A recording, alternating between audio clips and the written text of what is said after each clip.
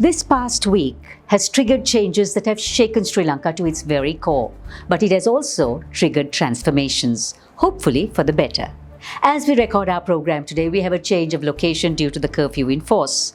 This candle by my side is symbolic of peace, peace that Vesak, being celebrated on Sunday, should bring. We urge the people of our nation who have always wanted justice and fairness to eschew violence and think of the peace you always wanted. Think peace, act peace, and spread peace. Welcome to Prime Group Kaleidoscope with me, Savithri Rodrigo.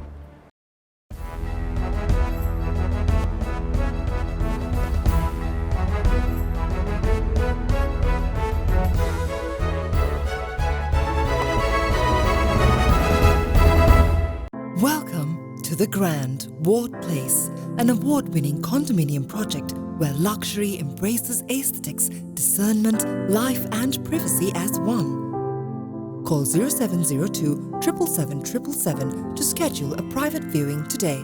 The Grand, there is only one. On our show today, we try to make sense of the mess we are in with Aritha Vikramanayaka. Ask Vish Govindaswamy's business expectations, vignettes about the markets, and add some yumminess to the program with some bizarre cake.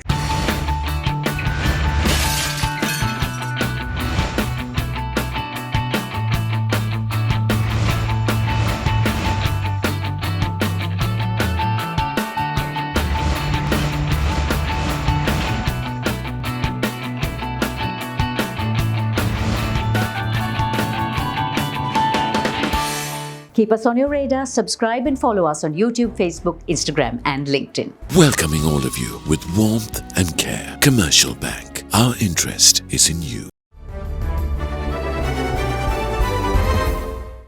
It's time for our Commercial Bank Snapshot in a quick look at a week that has been shocking, sad, but very transformative for the country. It's time for our Commercial Bank Snapshot in a quick look at a week that has been shocking, sad, but very transformative for the country. Sri Lanka has a new Prime Minister. Five-time former Premier Ranil Wickremesinghe heads a unity government with cross-party support in the 225-member parliament. In response to monetary tightening, Sri Lankan banks' lending rates surge. The prime lending rate nears 20%, pawning 25% and credit cards at 30%. The central bank launches the Sri Lanka Green Finance Taxonomy, a classification system that enables financial market participants to raise low-cost funding for green activities through both domestic and foreign markets.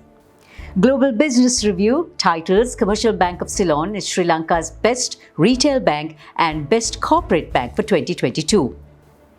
Selingco Life is now Sri Lanka's most valuable life insurance brand, with a brand rating of AA+ and a brand value of 3.8 billion rupees.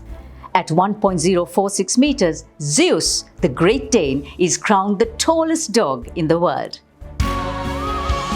Welcoming all of you with warmth and care. Commercial Bank. Our interest is in you.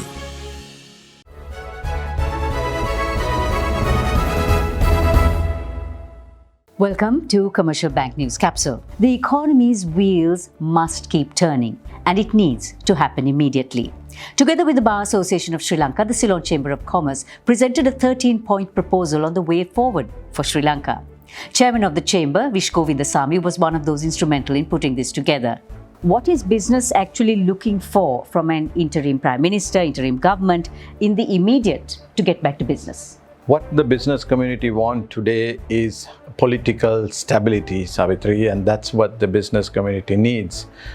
Business can be done as long as there is some stability, and we need a good finance minister who can get things done. We have a reasonably very good central bank governor now to assist and go through with the IMF program that we have started and get the bridging loan to the country that is needed from our friendly countries.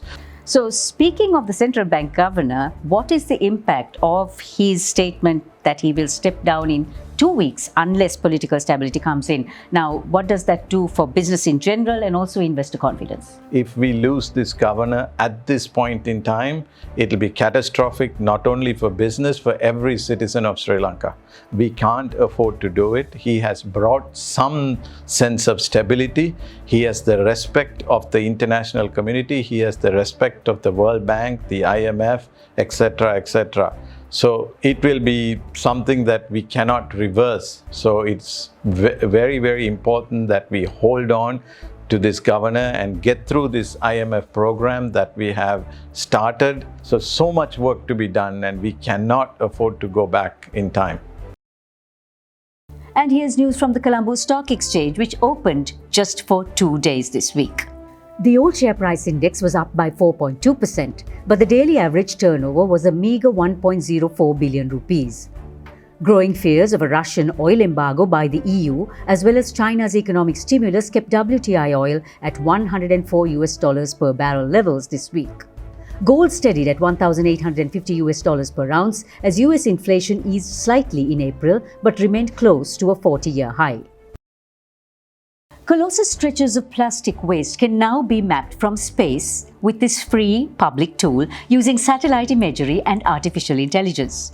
Global Plastic Watch is a world's first, designed to empower governments and citizens with information to help tackle pollution. Welcome to the Grand Ward Place, an award-winning condominium project where luxury embraces aesthetics, discernment, life and privacy as one. Call 0702 777 777 to schedule a private viewing today. The Grand, there is only one. So looking to speed up your reading? Well, someone is going to be doing just that. Congratulations, Suresh Murugesa. You've won yourself a speed reading program with Sanjeev. Happy reading with speed, Suresh. And if you like to read, let us know. You can be anywhere in the world and follow a speed reading program with Sanjeev, absolutely free. We are here to better your lives and champion your every goal. With 12 billion rupees worth of customer benefits in 2020 and a life insurance fund worth over 100 billion rupees, our strength is your strength. You focus on your goals. We will take care of the risks. Srilanka Life.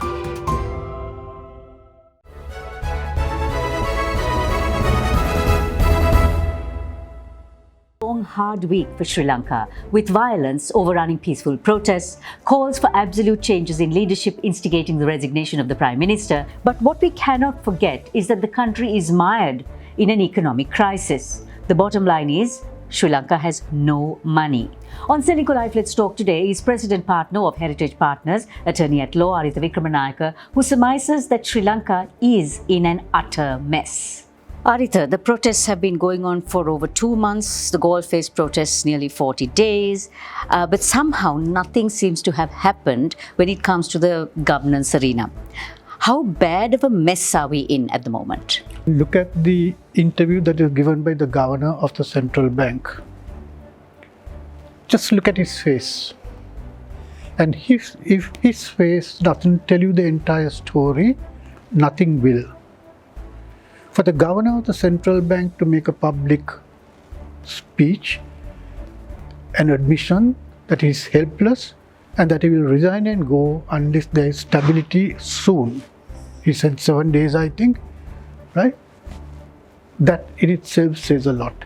And if the people in this country, and that includes all of us, if we don't take that message and act on the message that was given by him yesterday, we are doomed. Right?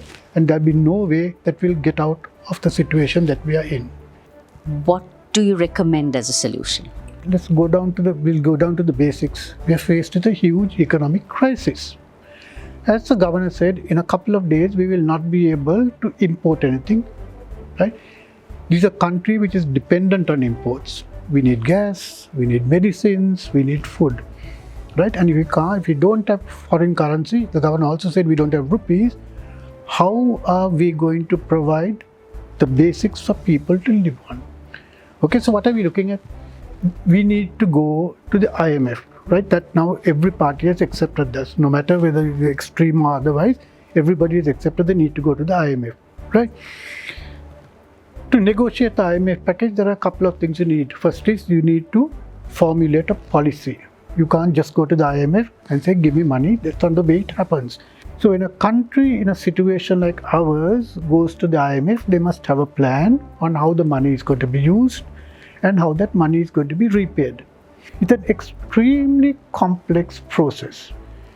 Your plan must include things like how you are going to cut down your deficit, how you are going to make repayments, how you are going to sustain yourself, and what does it involve. Every one of them happens to be very controversial subjects. You can just imagine the outcry that that's going to cause. So again, you need to build consensus, you need to have a plan, and you need to work it out. And that's going to take time, and that's going to need some degree of acceptable amongst the people. Right? So without stability, you can't do that. Then the next is try to implement it. Right? Every little measure that people take will be challenged by the people and by one or the other of the political parties. Right? So we need credibility. We need to put in some sort of mechanism or put in some people who will be able to deal with this immediate challenge. And until you do that, we will get nowhere. And again, it's very, very urgent. How can we bring in some kind of political stability? No matter who takes this challenge on, they are going to be met with criticism. Right? You try to privatize Sri Lankan, for instance, or you try to shut down Sri Lankan, people are going to get on the streets. You try to address the problems in the electricity board, is going to bring the unions out on the streets. Okay?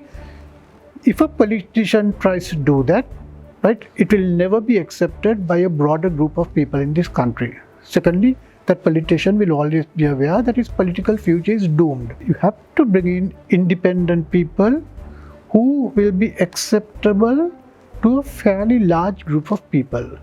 Not the people in parliament. I don't think the people in parliament really matter.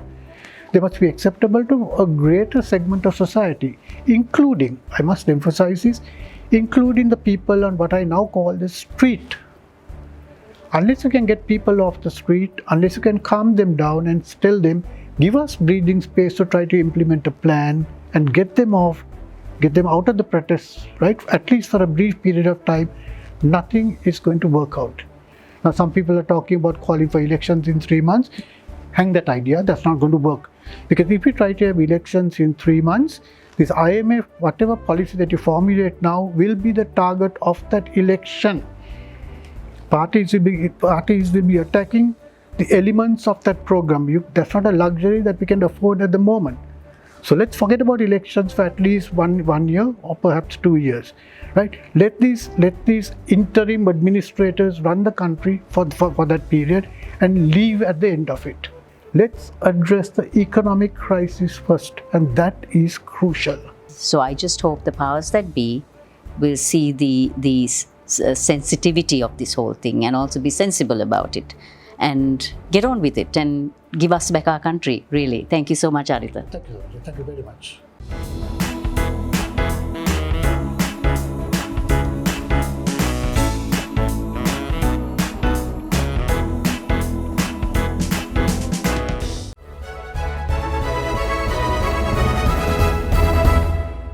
With everything happening around us, there's nothing like a piece of cake to make us feel better. But this is not just a piece of cake. It's artisanal masterpieces. Here's Savi's Cakes, Chamari Daniel's gallery of truly amazing cakes on Life in 60. I started my business in 2012 after my daughter Savannah was born, hence the name. I started not knowing anything on cakes, and I'm proud to say that I have developed a name for myself in the niche market of figurine cakes. I'm a cake artisan with a passion to create things that are beyond the norm. I love it when my clients give me free rein to do all that I can with my creativity. I have learned everything on my own. I believe that creating things that make a lasting impression on people is something to be valued. I have studied all different types of cake artists in the world, and the cake industry in this day and age is something that is ever growing, and it's amazing the kind of mediums that they use in order to create cakes. With the ever growing cake industry, I hope that someday I will be able to have my name amongst some of the best in the world. And until we return next Friday, here's to a peaceful Vesak. Keep our Kaleidoscope takeaway with you. The greatest strength is the spirit of endurance.